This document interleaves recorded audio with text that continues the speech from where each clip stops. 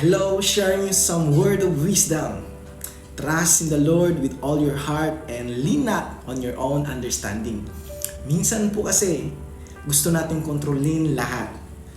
Plano, timing, outcome.